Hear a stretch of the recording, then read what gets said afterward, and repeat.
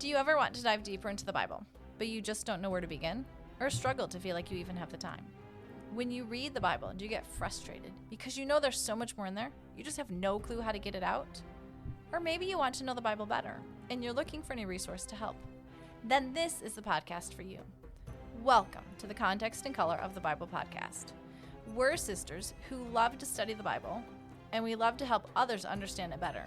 Because we have found that when it comes to our own study of Scripture, we have found that in bringing back the context of Scripture, it adds to our understanding. It actually adds color to the black and white pages of the text. And Erika's over there laughing at me. So, Veronica. Because I'm Veronica. And I'm Erika. Because truthfully, in the way this is written out, we don't have our names there.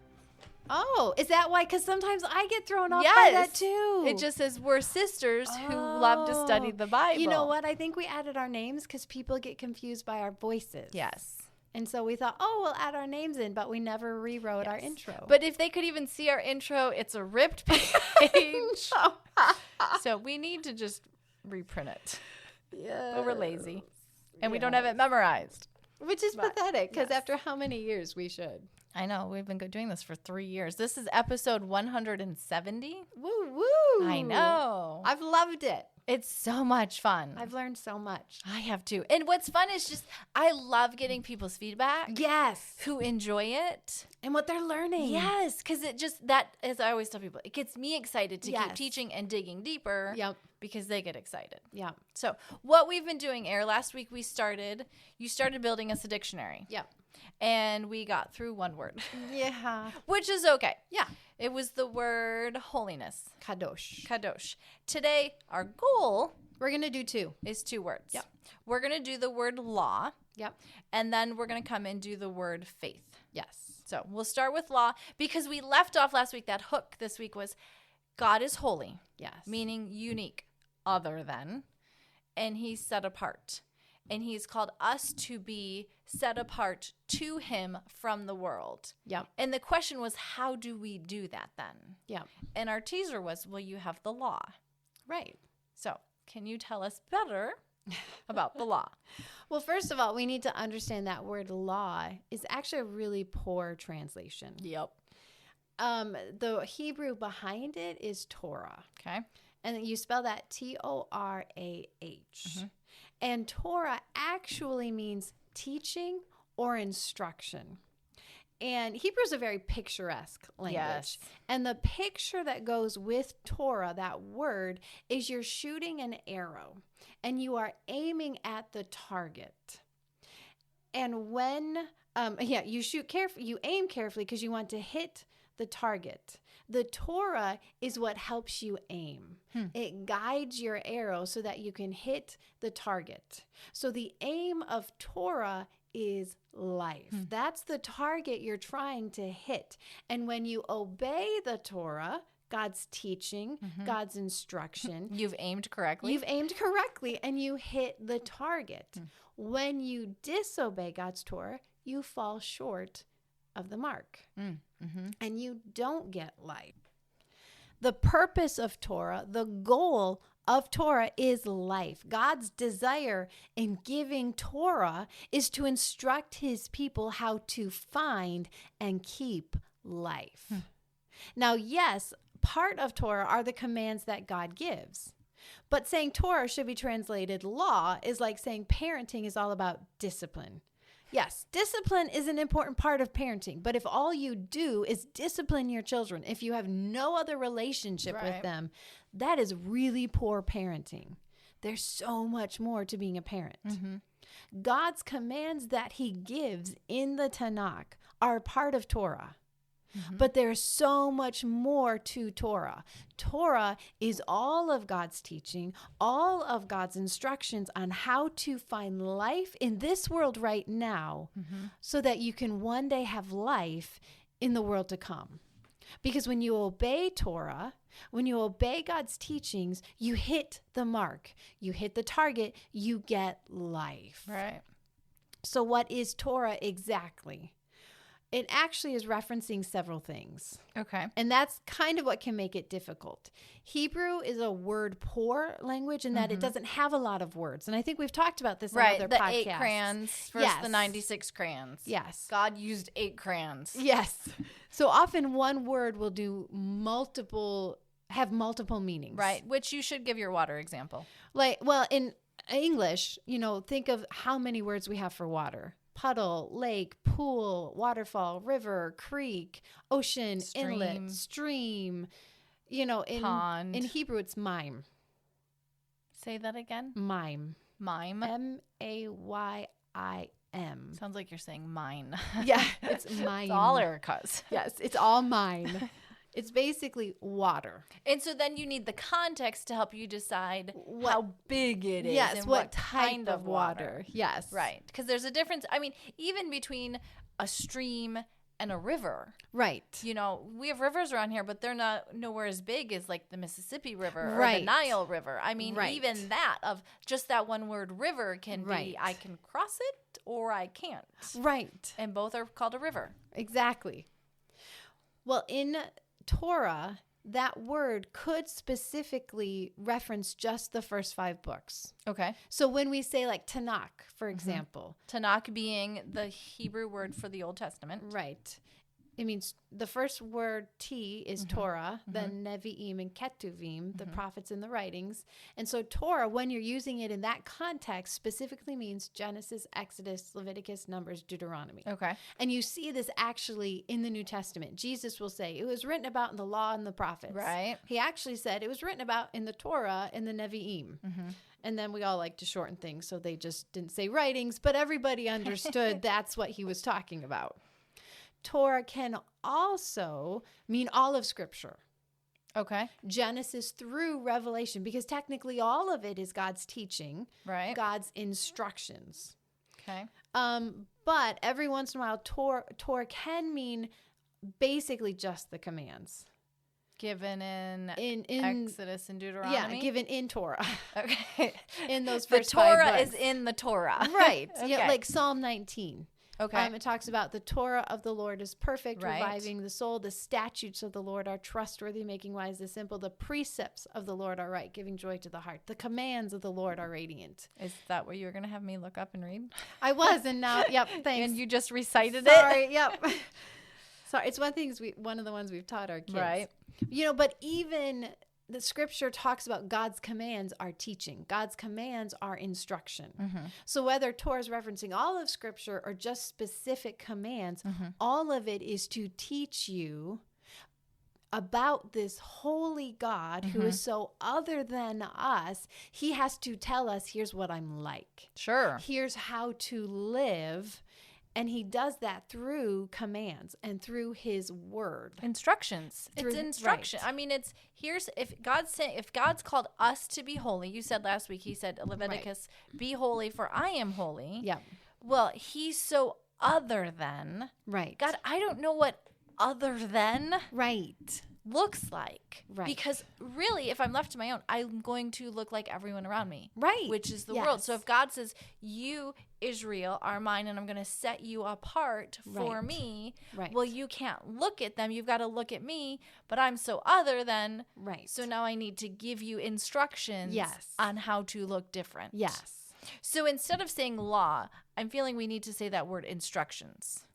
Yeah. I Would mean, that would have a better feel, maybe? Yes. I mean, when we talk about the Old Testament, I just use the word Torah. Right. That's because how- you understand what it all Right. Yeah. encompasses. If it would be easier, just use the word instruction or Okay. teaching. Because when we talk about the law, it's such a negative thing. Right. And so when we often talk about, I'll say, the Old Testament, well, it's a list of do's and don'ts.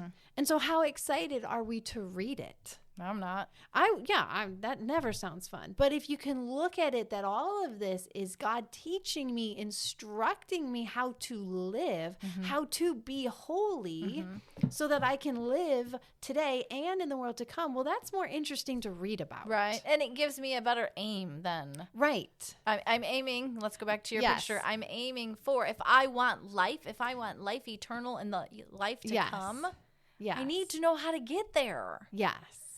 So that's That's what Torah does. okay. teaches us, instructs us how to get there. Right. So then when we read law, normally some translations has capital L, capital A, capital... Well, capital L, but Okay. then lowercase AW. Okay. I knew there was capitals in there. Yeah. Capital L, AW. That's when it's the word Torah. Specifically, yeah. Okay. If you're not sure, like I know the NIV uses capital L, but you can also go on Bible Gateway. Right.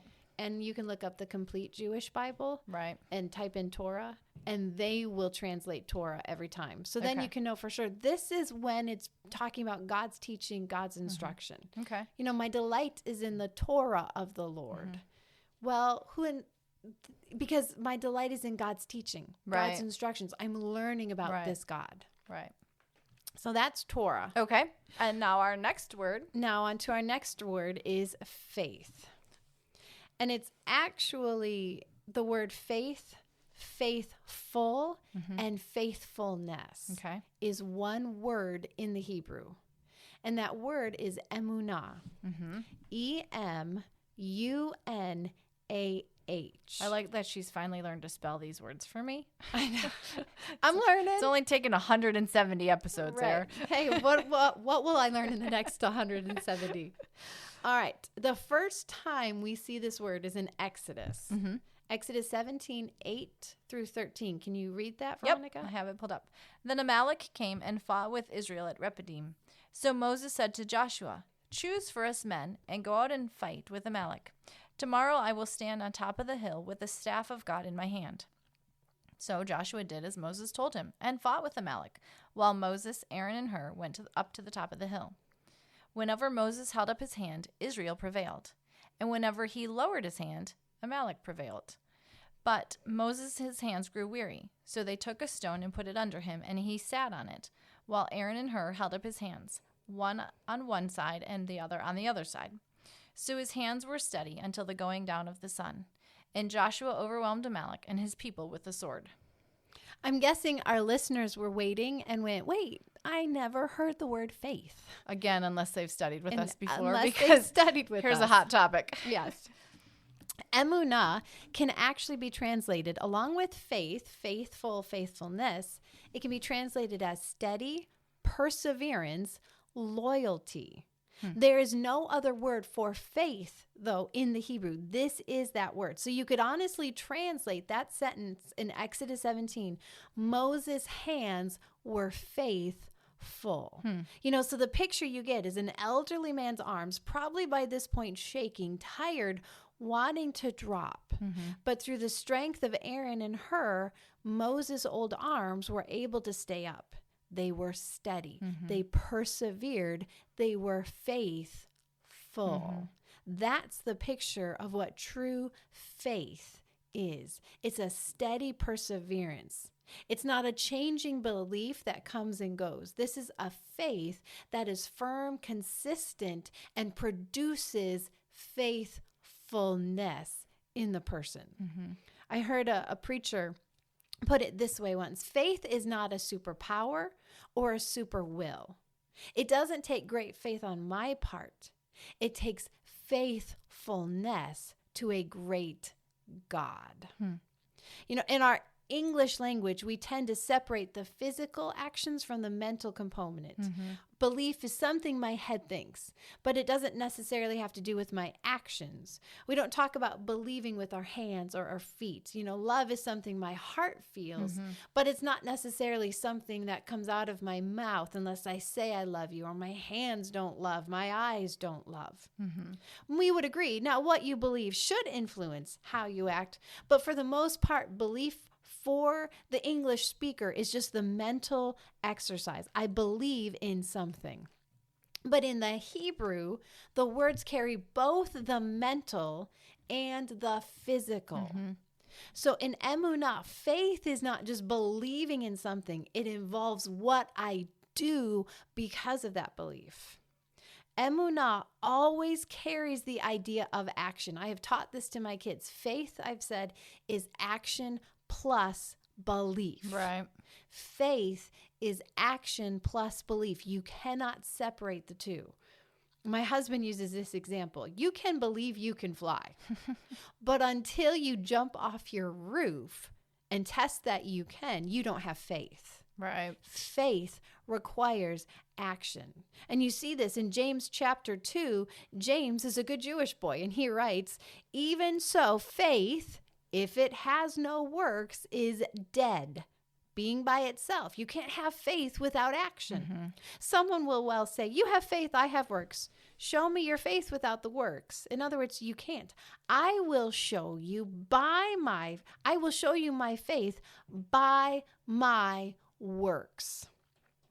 Faith is action plus belief. It's not only the mental, it takes your hands and your feet to walk it out. Well, I'm going to interrupt you there.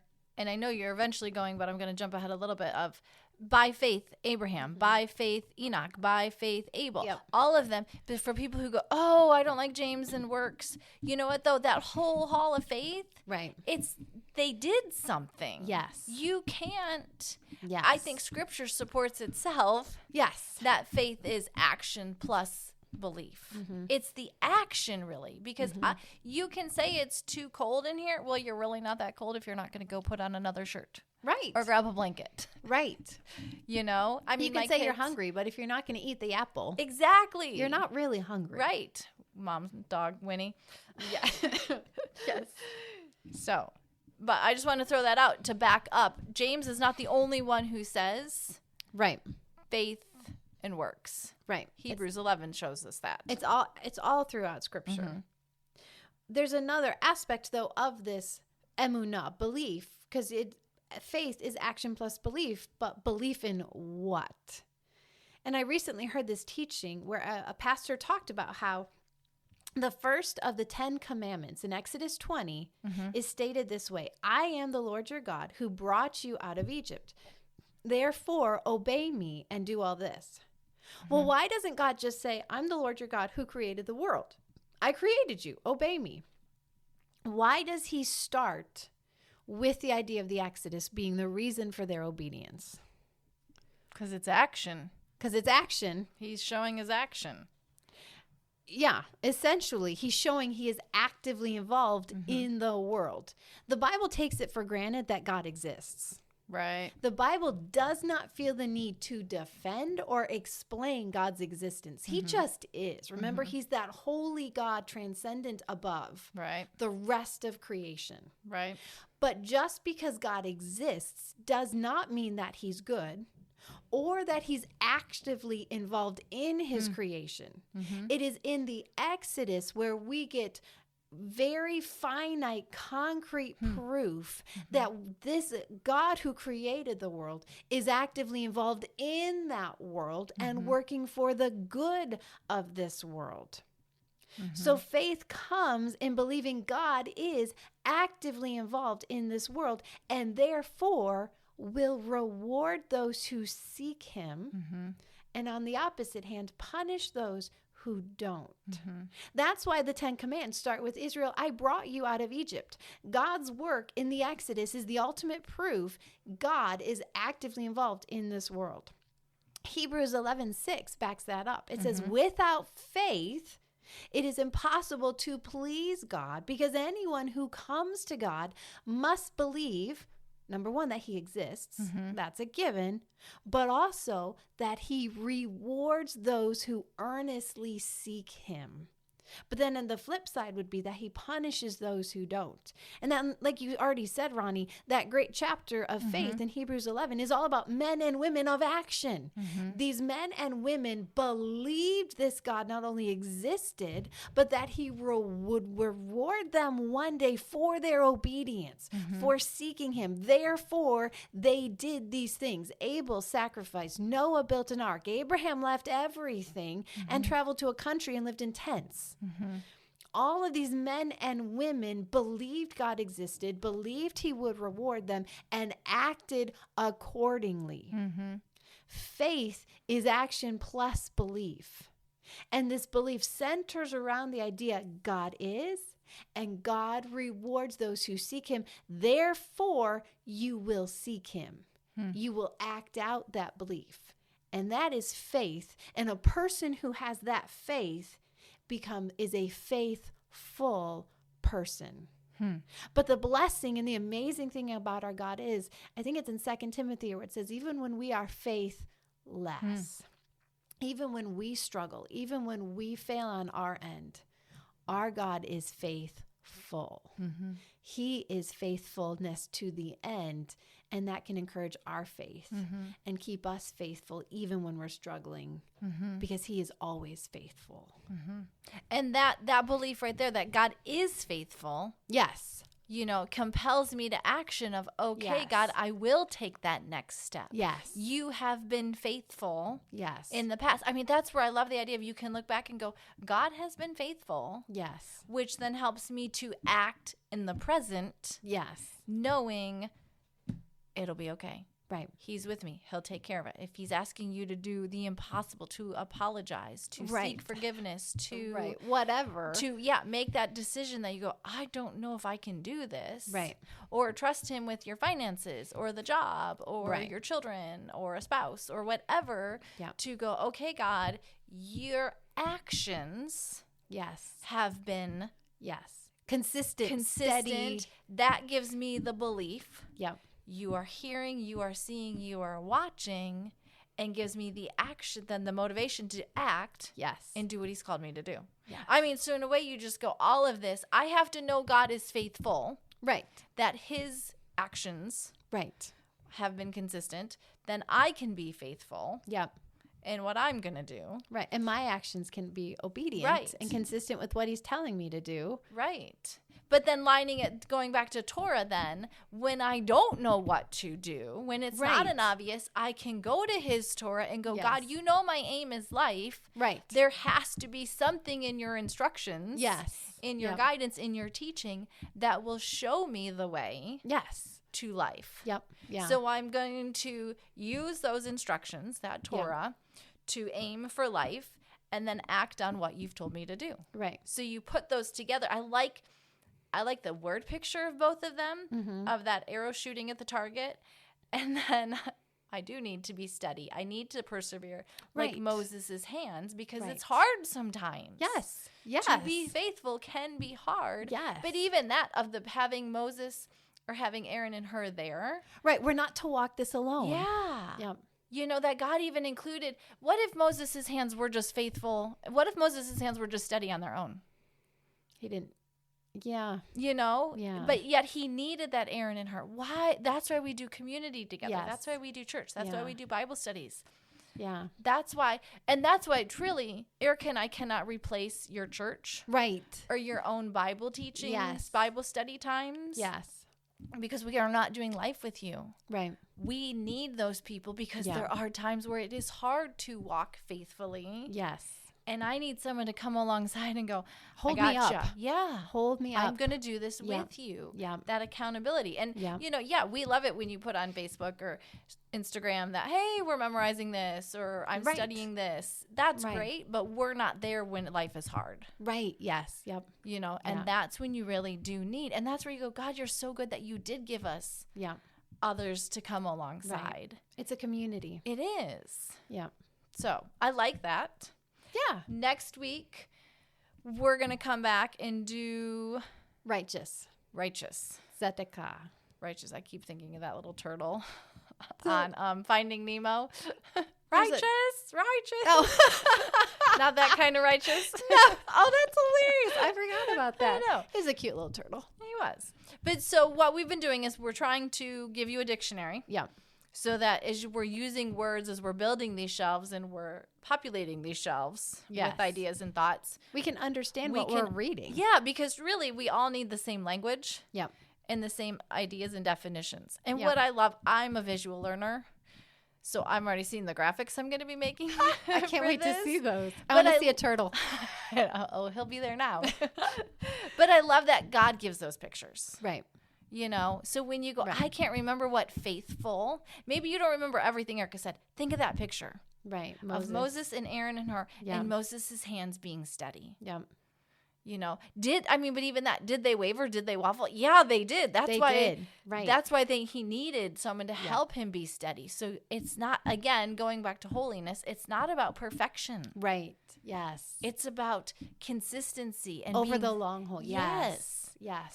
So persistent. to me, that's encouraging. Right. You know what? God knows we're going to struggle. Yep. God knows some temptations are going to be bigger than others. Yeah. Some things I can handle just fine. Others, it's going to be like, I'm struggling day by day. Right. And he goes, okay, the question is not, what do you do? Did you fail and screw up? Okay, get back up and keep going. Right. You know, that he's so good and merciful in that Yes. of, okay, try it again. Right. Yes. Here we go. Keep Yeah. going. It's the over time, the long haul. Right. It's the little daily decisions every day that build up to those big ones. So yeah, today, okay, I yelled at my kids. I failed. I'm sorry. Right. Apologize to this them season of life right now, Right. this month can be stressful. Right. There's a lot going on. There's a lot of, Right. and yeah, so I just like that God knows, Right. and he gave us these pictures to go, keep going. Right. So thanks for joining us. As always, share this podcast. There might be somebody right now who needs to be encouraged and go, you know what? It's the little things that matter. You're trying. You're going to Right. keep going. Yes, Right. you've screwed up. Keep going. going. Yeah. You know what? God is faithful, Right. and he sees that. Right. And be that person that Aaron can. Right. Who do you need to be Aaron or her to today? Right. Send them the podcast Right. and go, hey, I'm your Aaron. Yes. I'm I'm helping keeping you steady. Yeah. So thanks for Yeah. joining us, and we will talk to you next week as we cover righteous. Bye-bye.